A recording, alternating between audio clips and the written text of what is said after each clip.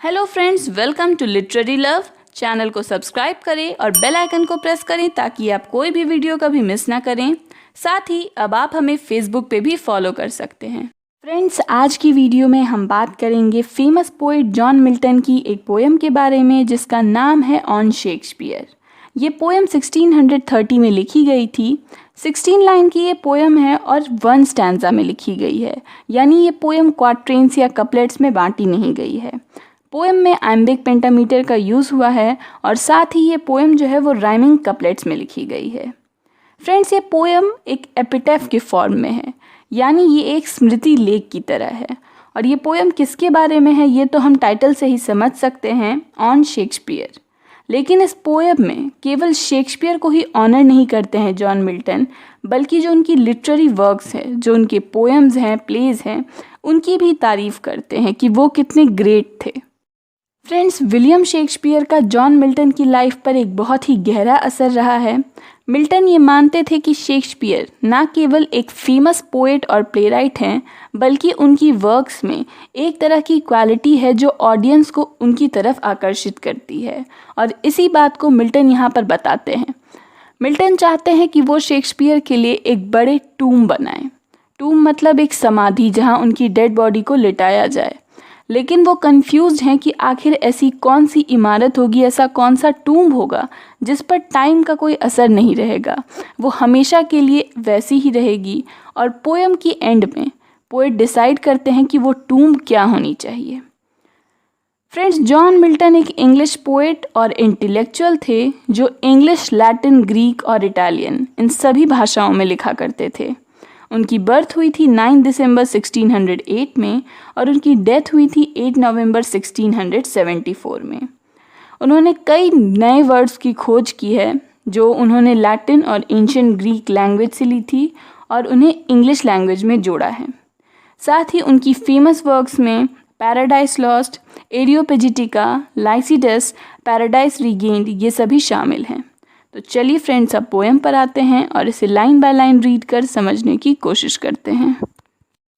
Friends, poem की शुरुआत में मिल्टन जो है वो शेक्सपियर से एक क्वेश्चन करते हैं, what needs my Shakespeare for his honoured bones. यानी अब जब शेक्सपियर की डेथ हो गई है तो उन्हें अपने ऑनर्ड बोन्स के लिए, यानी अपने मरे हुए शरीर के लिए, अपने डेड बॉडी के लिए क्या चाहिए। The labour of an age in piled stones, यानी क्या उनके लिए एक टूम्ब या एक मकबरा बनाया जाए जो बनाने में एक एज गुजर जाए और साथ ही वो पत्थरों से बना हुआ हो। पाइल्ड स्टोन्स मतलब पत्थरों के ढेर से बना हुआ हो। और that his hallowed relics should be hid, यानी जो उनकी हैलोड रिलिक्स हैं, उनके बचे हुए अवशेष, उनके बोन्स जो हैं, उन्हें छुपा दिया जाए under a starry pointing pyramid, एक पिरामिड के भीतर जो आसमान में बहुत ही ऊंचा है। यानी जिस तरह से ममीज बना करके कब्र में छिपा दिए जाते हैं पिरामिड्स में, क्या वैसे ही शेक्सपियर की भी जो हड्डियां बची हैं उन्हें छिपा देना चाहिए। Dear son of memory, great heir of fame. Friends, ये दोनों ही बातें जो हैं ये शेक्सपियर की तारीफ में कही जा रही हैं कि वो सन ऑफ मेमोरी हैं और साथ ही एयर ऑफ फेम हैं, यानी जो प्रसिद्धि है उसके वो उत्तराधिकारी हैं। What needest thou such weak witness of thy name, यानी आपको अपने नाम को हमेशा याद रखवाने के लिए इन वीक विटनेसेस की, यानी ये जो पिरामिड्स हैं, ये टूम्ब्स हैं जो कुछ समय के बाद टूट जाएंगे, बहुत ही कमज़ोर हैं ये, इन्हें बनाने की आखिर आपको क्या ज़रूरत है। आप तो फेम के एयर हैं, उत्तराधिकारी हैं और यादों की संतान हैं, तो आपको इन बेकार सी जो वीक विटनेसेस हैं इन्हें बनाने की आखिर आपको क्या ज़रूरत है। Thou in our wonder and astonishment hast built thyself a lifelong monument, यानी आपने हमारे मन में, हमारे आश्चर्य में एक ऐसा मॉन्यूमेंट बना लिया है जो कभी खत्म नहीं होगा। हम जब आपकी वर्क्स को पढ़ते हैं, उन्हें समझते हैं तो हमें वंडर होता है, एस्टॉनिशमेंट होती है कि कोई इतना अच्छा कैसे लिख सकता था। आप हमारी इसी सोच में, इसी आश्चर्य में बस गए हैं और हमेशा आप हमारे भीतर रहेंगे। हम खुद आपके मॉन्यूमेंट बन गए हैं। For whilst to the shame of slow endeavouring art, यानी जो आपके साथी पोएट्स हैं वो स्ट्रगल कर रहे हैं कि वो भी आपकी तरह कोई ग्रेट पोएम लिख सकें, मगर उनके वर्क्स जो हैं वो स्लो हैं और अनइंस्पायरिंग हैं, जिनके कारण उन्हें शर्म भी आती है। द ईजी नंबर्स फ्लो, यानी आप जो लिखते हैं वो तो बहुत ही आसानी से लिख लेते हैं, आपको उनकी तरह मेहनत नहीं करनी पड़ती, आपके वर्क्स ईजीली फ्लो करते हैं।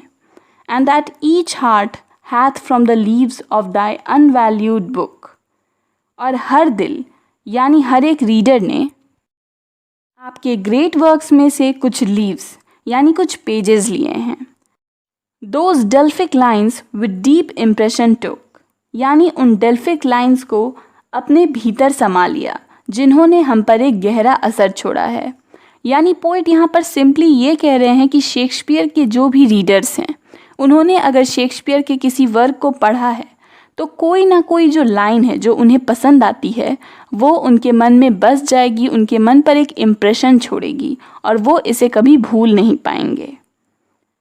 Then thou our fancy of itself believing, और अब आप हमारी कल्पनाओं में बस चुके हैं, हमारे मन में आपने अपने लिए जगह बना ली है। Dost make us marble with too much conceiving, और आपने हमें ही मार्बल में बदल दिया है, यानी अपनी टूम में, अपने ग्रेट मॉन्यूमेंट में बदल दिया है। इतना आप हमारे अंदर बस चुके हैं, हमने आपकी वर्क्स को इतना रीड किया है, इतना वो हमारे मन में समा चुकी हैं, हम पर ऐसा इम्प्रेशन रहा है कि हम खुद ही आपकी एक टूम में बदलते जा रहे हैं। And so sepultured in such pomp dost lie, friends sepultured का मतलब होता है कब्र में दफना देना। तो पोएट कहते हैं कि आप इतने पॉम्प के साथ, इतने ठाट बाट के साथ लेटे हुए हैं उस टूम में जो आपकी रीडर्स में है। That kings for such a tomb would wish to die, कि सभी किंग्स वो प्रे करेंगे कि उन्हें भी ऐसी ही खूबसूरत और पावरफुल टूम मिले और ऐसी टूम पाने के लिए वो मरने तक को तैयार हो जाएंगे। फ्रेंड्स, शेक्सपियर का ये टूम कभी डिस्ट्रॉय नहीं होगा क्योंकि उनके रीडर्स कभी ख़त्म नहीं होंगे। आने वाली हर एक जनरेशन शेक्सपियर के वर्क्स को पढ़ेगी और इस तरह शेक्सपियर का टूम जो है वो एवरलास्टिंग हो जाएगा। फ्रेंड्स, यहाँ पर ये पोएम ख़त्म होती है। पोएम भले ही बहुत सिंपल है लेकिन इसमें एक बहुत ही डीप मीनिंग है।